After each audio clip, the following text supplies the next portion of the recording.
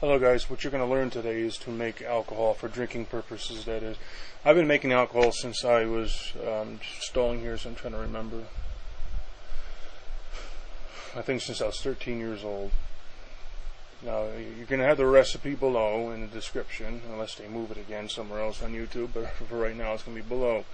The main principle when you're making this, there's a few of them, but the main thing is, and some people are confused by how alcohol is made or what to do after they make the mixture, is you have to, what's inside, let it out and not let anything back in.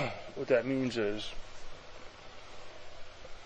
you have everything inside here, your yeast, which you can buy in a little 3-liter packet at any store, bakery, so on and so forth. Anyhow, this container is no longer used for making alcohol, but this is the container that was used for it. So my mixture was here, and clear hose, which you can get at hardware stores. It's also the same kind of hose that's used in oxygen masks and stuff. The same kind of hose, and you might know where else to get it, because it's pretty much is food grade. All right, but you're not going to be drinking out of it. But everything needs to be food grade. When you get your bucket, this here was used for food. Do not use paint containers, anything else, because the plastic has chemicals that gets right into anything you put in there. It's not made for human consumption, and it will kill you.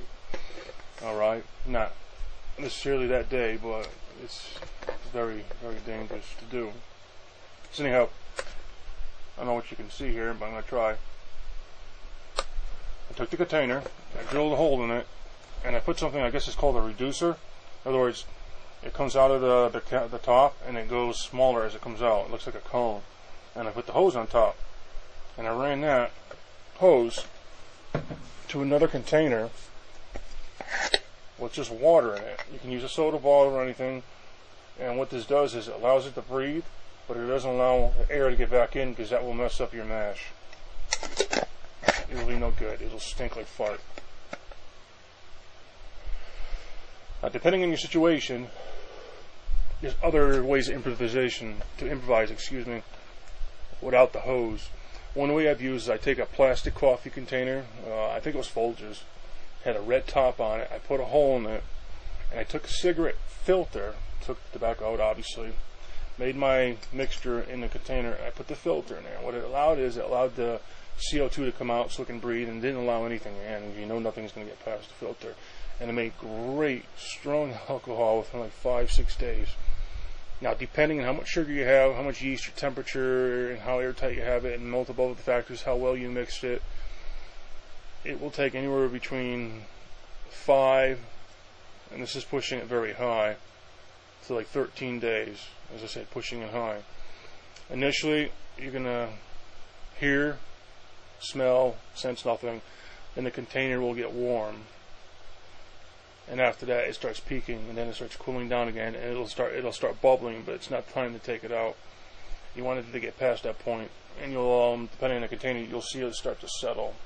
So let's say you use this glass container, and you put this much mash. I call it mash, okay? It's gonna look like crap initially, because the yeast and everything's gonna form together. Juice is gonna turn like a darker color, and then it's gonna separate because of the alcohol. And at that point, there will be no more air coming out, and it's ready to go. You open it up. There should be no fizzing or nothing, because that means it's not done. And do not shake it. Never, never, never, never, never shake your mash. You'll ruin it. And then you can filter it or drink it right out of the container if you like. Some people just use cheesecloth, socks, whatever, and they pour it through, and you get pretty drunk, to say the least.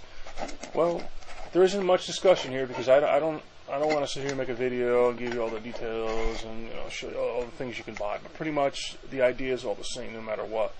Because what works for me will work for everybody else. So what I'm trying to do is make a video that's very versatile that everybody can relate. Some people take, and I don't recommend doing this, putting a balloon on top of a soda container. Granted, it works, but it holds pressure in there, and unless you're right on it, it's going to stop fermenting. You're going to let it out. It's going to start fermenting and just stop. You could do that. I'm not saying you can't. But this is when you get more experience and you start learning more. You know, there's many ways of doing it, but the basic way is to have a container with a hose coming out, going into a water container, obviously deeper than the water, so CO2 and the other shit can come out and go through the water and come up. You don't want to have an empty hose hanging out or anything out to air, and you want it sealed pretty well. You don't necessarily have to tape it, but you got to know that your container is going to be tight, airtight, because otherwise shit's going to get in and ruin it. So that concludes that. There's a recipe.